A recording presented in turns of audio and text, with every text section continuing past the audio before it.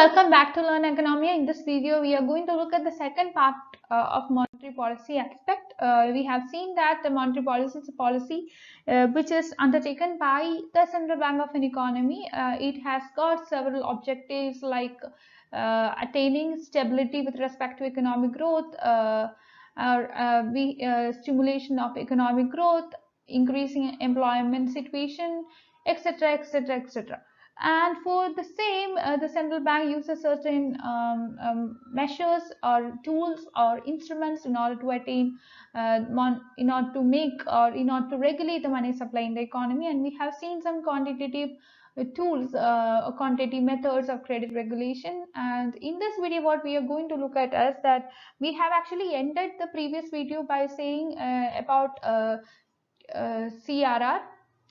And we are in this video continuing with that, and we will be looking at some credit control methods by concentrating on the qualitative credit control methods.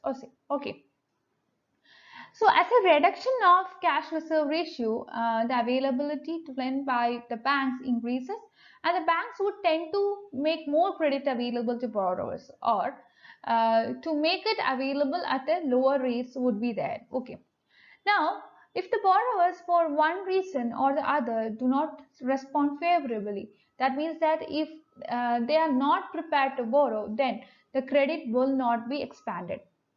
We have seen that if they lower the cash reserve ratio, it is with the intention of expansion of credit, but it all depends upon how the borrowers would take it. If they take it favorably, they would be going for borrowing, and they will be borrowing a huge sums of money from banks. As a result, there will be credit expansion. But if they don't take it seriously, or if they don't take it favorably, then what happens is that they won't go to banks in order to borrow money from the banks. As a result, there won't be any expansion in terms of credit. The Reserve Bank of India has often used this monetary policy tool in order to influence the availability of bank credit depending upon the conditions prevail in the Indian economy. We have seen that first of all, the Reserve Bank would analyze the prevailing economic situation. It would see whether the economy is going through a phase of recession or depression or inflation or whatever it may be. So then in order to deal with the situation, in order to deal with the prevailing situation, the central bank make use of its monetary policy tools, whether it is CRR or bank rate or repo rate or open market operations or whatever it may be. For example, when it comes to CRR, we could see that when there is a recessionary condition, we are actually dealing with the Indian economy. So if there is some recessionary condition with respect to Indian economy, following the global financial crisis of 2008, during that period, we have seen that during that period, even the world itself was engulfed in a problem of financial crisis. So in the case of India, we could see that during this phase, RBI over several stages has sharply reduced the cash reserve ratio in order to overcome the situation of recession and to improve the situation of the economy by stimulating the economy to come out of the situation of recession, thus to have a recovery phase.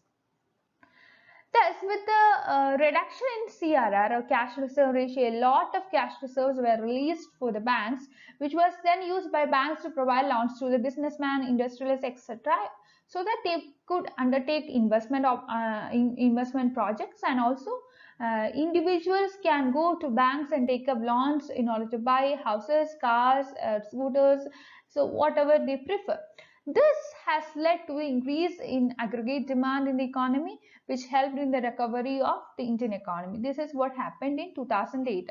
This is one of the main steps taken by the central bank of the country in order to make India come out of the problem of recession. That is, it has reduced the CRR in order to increase credit, or in order to expand credit. The main motive was credit expansion. Okay. On the other hand, we could see that during 2011, 12 and 12, 13, there was a serious problem of inflation in the economy. That inflation means that a sustained increase in the general price level. So the Reserve Bank has increased the cash reserve ratio.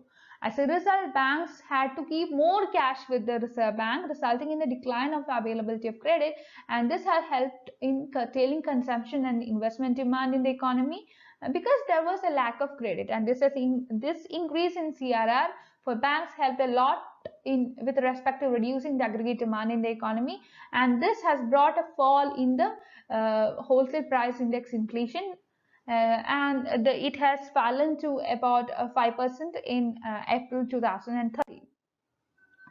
Having discussed the quantitative credit control methods, let's understand the selective credit control methods or qualitative credit control methods.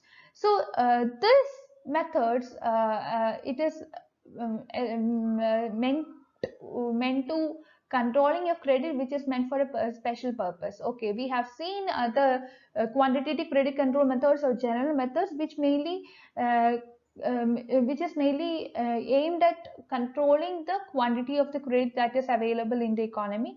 That's the bank rate policy, open market operations, variations in cash reserve ratio, expand or contract the availability of credit which is available for different purposes in the economy.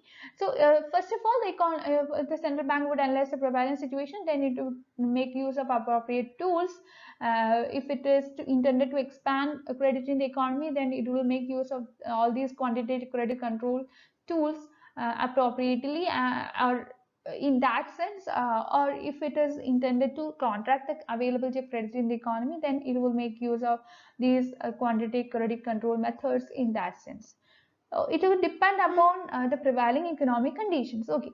Now, moving to the other side of the coin, we have qualitative credit control methods, which is meant to regulate the flow of credit, which is meant for a particular purpose. We can see that all these qualitative credit control methods or selective credit control methods have got some positive as well as some negative side. In the positive side, we could see that all these measures are taken to stimulate the greater flow of credit to some particular sectors which are considered to be strategic or important. In the case of India, agriculture, small and marginal farmers, small artisans, small scale industries, all these things or these sectors are identified as the priority sectors. So as a result, bank would make a greater flow of bank credit to go to these sectors. This is what is encouraged by the Reserve Bank of India. And at the negative side, you will see that several measures are taken to restrict the credit flowing into some specific activities which are regarded as undesirable, especially from the social point of view. The selective credit control methods, these are generally used for attaining the credit flow for a particular purpose, and here these are mainly used with respect to changes in the minimum margin for lending by banks against the stock of specific goods kept or against other types of securities, fixation of a maximum limit or ceiling on advances to individual borrowers against stocks of particular sensitive commodities, fixation of minimum discriminatory rate of interest chargeable on credit for a particular purpose, and prohibition of discounting of bills of exchange involving sale of sensitive commodities. The selective credit control methods actually originated in USA in order to regulate the flow of bank credit to stock market. They were also used to restrict the volume of credit which is available for purchasing durable consumer goods, especially during the period of Second War and all. And in the case of India, you could see that these methods are used by the Reserve Bank to prevent the speculating hoarding of commodities so as to check the rise in the prices of all these commodities. These methods with respect to India are used in the case of food grains, oilseeds, vegetable oil, sugar, cotton gur, etc. Though all the above techniques of selective control methods are used, especially when it comes to India, it is the first, in the case of India, it is the first technique, namely the changes in the minimum margin against stocks of commodities or other securities that has been mostly used. By lending advances to businessmen, commercial banks, etc., leave a margin of the value of stock kept as security to be financed by businessmen from their own sources and lend funds to them equal to the remaining amount of the value of the stock. This minimum requirement of the value of the stock left to be financed by borrowers themselves, which is known as a margin. Suppose a margin fixed for the stock of a particular commodity is 60%. Okay, in this case, the businessman can borrow up to the value of 40% of the stock of the commodity, while 60% of the value of the stock would be financed by the businessmen themselves. Now, if the bank raises margin to 70%, that means that businessman can now borrow from the bank up to an extent of 30% of the value of the stock, and this will lead to the contraction of credit for holding of the stock of the commodity by the businessman. If the businessmen are not able to finance a holding of 10% extra stock of the commodity, then they will be forced to sell that in the market, and thus raising the market supply of commodity. This will lower the price of the commodity, other things remaining the same. Especially when it comes to developed economies, you could see that the selective credit control are generally used to prevent excessive speculation in the share market. In the share market, buyers would purchase a good, which is of shares, by making a small payment, and the remaining value of the shares are paid, usually paid by the brokers through borrowing from the banks against the share they purchased. When the central bank raises the margin, the buyers of the shares have to pay a larger sum of the money, and as a result, bank credit contract and speculative activity would be discouraged. In the times of recession or depression, expansionary monetary policy, or what we what we call as the easy monetary policy, is adopted, which would raise aggregate demand in the economy, and this would help in stimulating the economic activities. On the other hand, during the times of inflation and excessive expansion, contractionary monetary policy is needed, which is known as the tight monetary policy. This is needed to control inflation and to achieve price stability through reducing aggregate demand in the economy. Now, coming to the expansionary monetary policy to cure recession or depression. Here, when the economy is faced in a situation of recession or involuntary cyclical unemployment, which comes out of the fall in the aggregate demand, the central bank intervenes in the market to cure the situation. Central bank would take steps to expand the money supply in the economy by lowering the rate of interest to increase aggregate demand in the economy. So this would act as a stimulant. This would stimulate the economy. The following three monetary policy measures are adopted as a part of the expansionary monetary policy to cure recession and to establish equilibrium in the national income, as well as full employment, output, etc. aspects. First of all, the central bank would undertake open market operations. How? It would buy securities in the open market because it needs to pump money into the economy. Buying of securities by central bank from the public, chiefly from the commercial banks, will lead to an increase in the reserves of bank or the amount of currency available to the public. With greater reserves, commercial bank can issue more credit to investors and businessmen for undertaking investment. More private investment would increase aggregate demand in the economy, and thus buying of securities will have an expansionary effect. Secondly, we could see that the central bank may lower the bank rate or repo rate, which are the rate of interest charged by the central bank of a country on its loans to the commercial bank. At a lower rate, the commercial bank will be induced to borrow more from central bank, and this will be they will be and will be able to issue more credit at a lower rate of interest to businessmen and investors as well. And this will not only make credit cheaper, but also increase availability of credit or money supply in the economy. Expansion of credit or money supply will increase the investment demand, which will tend to raise aggregate output and income. Thirdly, we could see that the central bank would reduce the cash reserve ratio (CRR) to be kept by the commercial bank. In the countries like India and all, this is considered to be one of the more effective and direct way of expanding credit and to increase money supply in the economy. With lower reserve requirements, a large amount of funds would be released for providing loans. And as a result, credit expands and investment increases in the economy, and this will create an expansionary effect as well on output and employment as well. During 1996 April, when the Reserve Bank lowered the CRR from 14% to 13%, its estimation was that there would be a release of funds which is equal to 5,000 crores for banks, and thereby this had significantly increases their lending capacity. Similar to cash reserve ratio, in India there is another monetary policy instrument which is known as a statutory liquidity ratio, which is used by the Reserve Bank to change the lending capacity and therefore the credit availability in the economy. According to this method, in addition to CRR, banks have to keep a certain minimum portion of their deposit in the form of some liquid assets, such as securities. So in order to increase the lending resources of banks, Reserve Bank can lower statutory liquidity ratio. Thus, RBI would lower the SLR, the credit availability for private sector would increase. It may be noted that the use of all these tools of all the monetary policy tools has led to an increase in the reserves or liquid resources with the banks. Such reserves are on the basis on which banks would expand their credit by lending. The increase in the reserve would raise the money supply in the economy. Thus, appropriate monetary policy at the times of recession or depression can increase availability of credit and lower the cost of credit. This will lead to increase in private investment spending, and which in turn lead to expansionary effect on the economy. How can an expansionary monetary policy work as per Keynesian view? Now, it's important to understand how expansionary monetary policy works to create an output expansion, employment expansion, etc. And finally, we know that if there is expansionary monetary policy, that will help the economy to come out of the situation of recession. As per Keynes, the rate of interest is determined by the demand and supply of money. And according to Keynesian theory, expansion in money supply causes rate of interest to fall. Because the supply has increased, as a result, since there is more supply, rate of interest would be falling.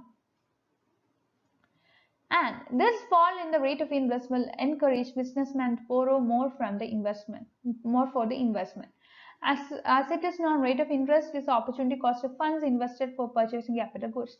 As interest rate falls, it becomes profitable to invest more in producing or buying capital goods.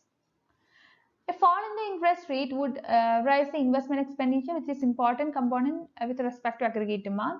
And increase in aggregate demand would lead to expansion of aggregate output, national income, as well as employment. So expansion of money supply can be helped to cure the recession, and this is illustrated in the figure here. In the panel A, you could see that when as a result of some measures taken by the central bank, the money supply increases from M1 to M2. The rate of interest falls from R1 to R2. It is seen from panel B that this fall in the rate of interest investment increases from I1 to I2. In panel A, again it is seen that when as a result of some measures taken by the central bank, the money supply increases from M1 to M2 and the rate of interest falls from R1 to R2. In panel B, you could see that with fall in the rate of interest, investment increases from I1 to I2. In panel C, increase in investment expenditure from I1 to I2 has shifted the aggregate demand curve, which is indicated as C1 plus I1 plus G, upward to new aggregate demand curve, which is C1 plus I2 plus G. So this has intersected the 45 degree line at point E2. It's not 40 degree, it's 45 degree line at point E2, and thus establishes the equilibrium at full employment output level, which is YF. So it could be noted that given the increase in investment, how much aggregate output or national income will increase will depend upon the size of the income multiplier, which is determined by the marginal propensity to consume. The greater the size of the multiplier, greater would be the increment in investment on expansion of output and income. And from this, it's clear that monetary policy can play a very important role in stimulating economic activities, and it would ensure price stability as well as stability in full unemployment level. But it is worth mentioning that there are several weak links in the full chain of increase in the money supply, achieving significant expansion in economic activity. As per Keynes, he was of the view that in times of depression, monetary policy would be ineffective in reviving the economy. As a result, he had laid emphasis on fiscal policy, and he told that it's very important to make use of fiscal policy in order to overcome the problems like depression, recession, etc. The first weak link in the above argument is that expansionary policy relates to the elasticity of money demand curve. If the demand for money curve MT is nearly flat, that means that if it is high elastic, the increase in money supply by the central bank will not generally lead to any rate of will not affect the rate of interest, and consequently further steps of significant expansion in investment aggregate demand will not be realized. Further, you could see that even if money demand curve is elastic and therefore expansion of money supply lowers the rate of interest significantly, the investment may not rise much. This is because if investment demand curve is steep or inelastic, that is, investment is not sensitive to changes in rate of interest, the fall in the rate of interest will fail to cause any significant increase in investment. As a result, aggregate demand curve will not change much and expansionary effect on output and employment will not be realized. Further, the effect of increase in investment and output and employment depends on the size of the multiplier.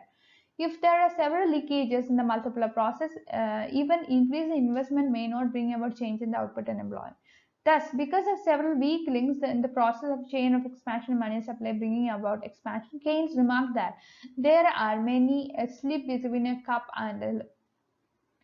Therefore, for all these kinds of reasons, Keynes was of the view that monetary policy is not an effective instrument, especially in reviving the economy when the economy is trapped in a state of depression. It may, however, be noted that modern Keynesians do not share the pessimistic view of effectiveness of monetary policy. They think that liquidity preference curve is not flat and further investment demand is fairly sensitive to changes in interest rate. As a result, they equally advocate for the adoption of discretionary monetary policy as for the discretionary fiscal policy to get rid of the problem of recession. Coming to the tight monetary policy aspect in order to control inflation, when the aggregate demand rises so sharply, as a result of large consumption and investment expenditure, due to increase in the government expenditure relative to the revenue, resulting in huge budget deficit, a demand pull inflation would be there. Besides, when there is too much of money creation, it will generate inflationary pressure. To check this demand pull inflation, the adoption of contractionary monetary policy or tight monetary policy is very much needed. And this kind of monetary policy reduces the availability of credit and also its cost. The following monetary policy measures, which would constitute tight money policy, are generally adopted to control inflation. First of all, the central bank would sell government securities to banks, other depository institutions, and general public through open market operation. This action will reduce the cash reserves available with the public, and this will, with less reserve, bank would not be able to lend so much. As a result, there is a reduction with demand deposits. So, as a result, money supply in the economy would shrink. Secondly, the bank rate may also be increased, which would discourage the banks to give loans to the public. So, this will lead to reduction in the investment spending and help in reducing inflationary pressures. And it can be noted that India changes its bank rate. As per India, the changes in bank rate have not been generally used to bring stability in the economy. And it is the instruments of repo rate and reverse repo changes that have been often used to fight inflation as well as recessionary situation. I have already told the difference between the bank rate and repo rate. So if you have not watched the video where I have discussed all these things, that is in the video which dealt with the monetary policy part 1, I think. So I'll be providing the link in the description box, link of the same in the description box. Okay. So repo rate is the interest at which the Bank of India lends funds to commercial bank for a short period of time. To control inflation, repo rate is raised, and hike in repo rate would raises the cost of the banks.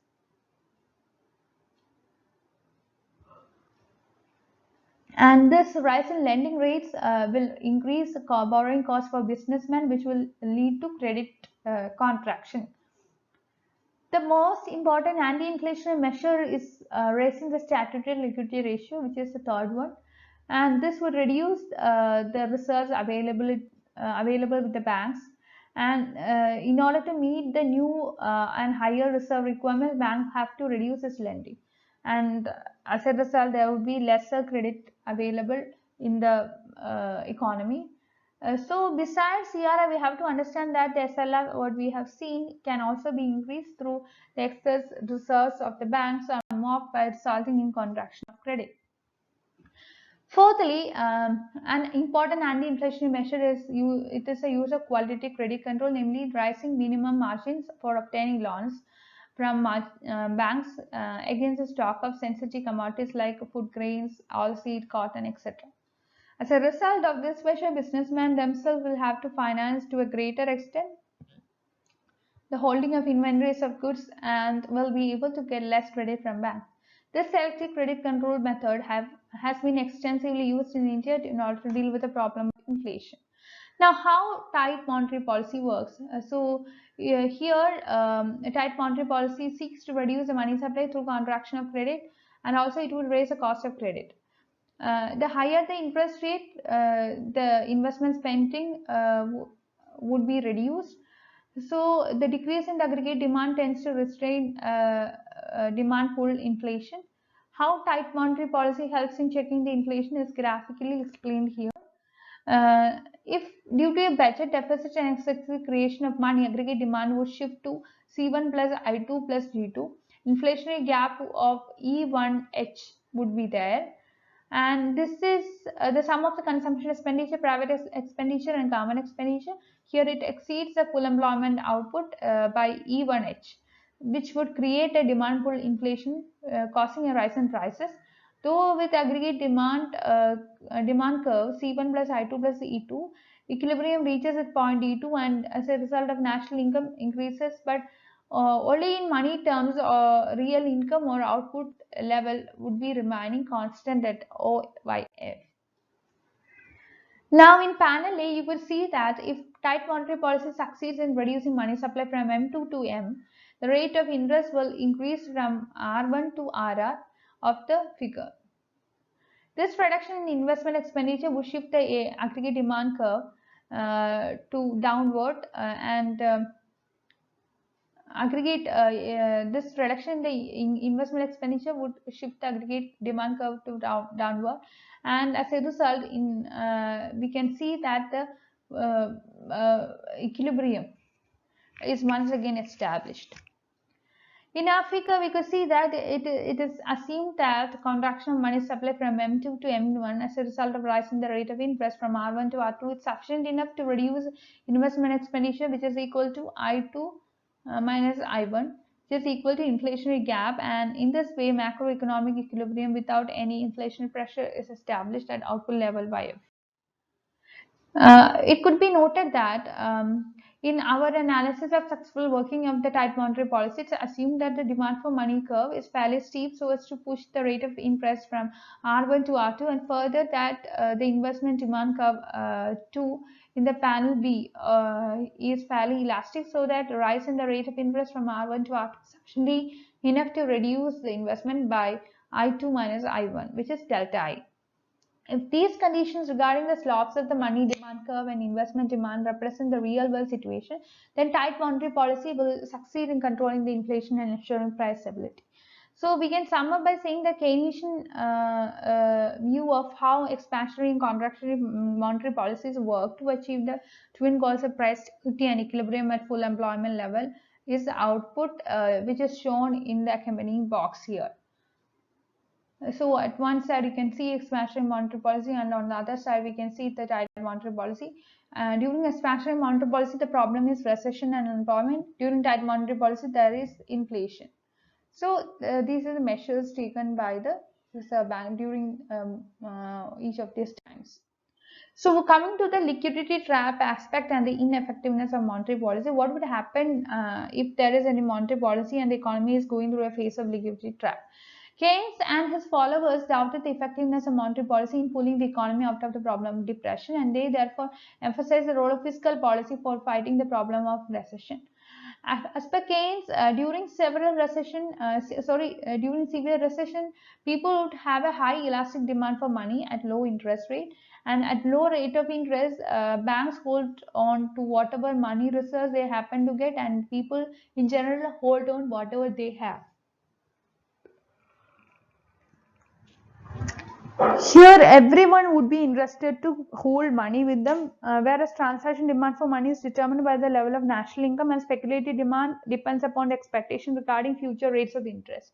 During depression, current rate of interest may fall so low that most people expect the interest rate to rise in future, and therefore they hold on to their money for the present. This would make the demand for money absolutely elastic, and at a low rate of interest, R0 demand curve for MD is absolutely elastic, showing that people for money. That demand for money to this will make an increase in money supply beyond MD for speculative purpose and not for investment in bonds. Under these circumstances, the economy is said to have fallen in a problem of liquidity trap. A liquidity trap occurs when conditions of depression when under conditions of depression the economy finds itself in a situation where people hold all their increments in the stock of money, so that demand for money becomes absolutely elastic. As a result, demand for money takes a horizontal shape. Demand for money curve would be horizontal in nature. Stock of money here is equal to ms1 and the money demand curve is empty. Interaction between both the curve would determine the equilibrium rate of interest. Further, suppose that to pull the economy out of recession, stock of money supply is expanded to ms2. This will reveal that expansion in money supply does not lower the rate of interest as the economy is operating in the range of liquidity trap. Shows that with the rate of interest remaining unchanged, the level of investment would not increase. With the investment remaining the same, there is no increase in aggregate demand, as it is that the economy will remain in a state of depression. Thus, under these kind of situations, Keynes and his followers contended that expansionary monetary policy did not help in the economy to come out of the problem of recession. It could be noted that the concept of liquidity trap is not supported by empirical studies, and empirical studies show that demand for money never becomes flat, and instead it would fall throughout. Therefore, modern Keynesians now believe that monetary policy can be used as a useful tool in dealing with stabilization in order to achieve full employment, etc., in the economy. However, it is the monetarists which is led by Friedman, who do not favor discretionary monetary policy in order to check the cyclical instability. Monetary policy, as per monetarist view, has to be understood here. Though most of the modern economists regard both fiscal as well as monetary policies as important tools for stabilizing the economy, monetarists led by Friedman, who think that the changes in the money supply are key determinants in the level of economic activity are price level. They contend that demand curve for money is quite steep and investment curve is elastic, and there's a change in money supply. If there's a change, it significantly affects the investment demand and therefore the equilibrium level of income. However, the monetarists, they do not advocate the use of discretionary monetary policy, namely expansionary or easy monetary policy,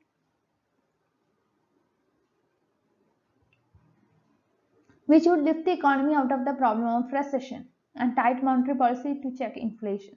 In fact, Friedman he contended that he, historically, far from stabilizing the economy, discretionary changes in money supply or rate of interest have a destabilizing effect on the economy. On the basis of his study, he has studied the US economy and its use of monetary policy. He contended that faulty decisions regarding changes in the monetary policy made monetary authorities responsible for a lot of instability that which prevailed in the US economy during his period of study.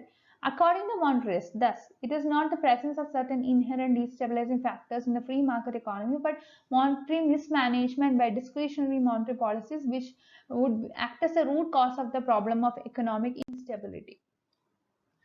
As per him, there are certain sources of monetary mismanagement, like variable time lags concerning the effect of money supply on the nominal income, and treating the interest rate as a target of monetary policy for influencing investment demand for stabilizing the economy. We would be trying to understand these. First of all, the variable time lags. There is a problem of long time lags that occur for changes in money supply to bring about desirable effect on nominal income.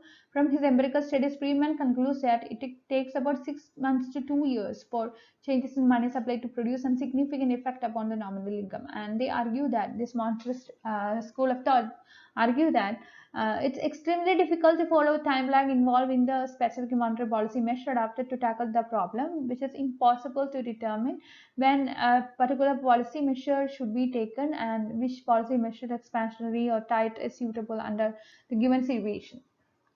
According to them, in view of the uncertainty about exact situation of the time lag involved, the use of discretionary monetary policy to stabilize economy may backfire, and this can further intensify the problem. If expansionary monetary policy is adopted because of various economic indicators show the situation of mild recession, and then due to time lags for these policy to yield result, the situation might change and become reversed during the period and become one of the mild inflationary situation. Expansionary monetary policy, which produces effect after 6 to 8 months, may therefore actually intensify the problem of inflation.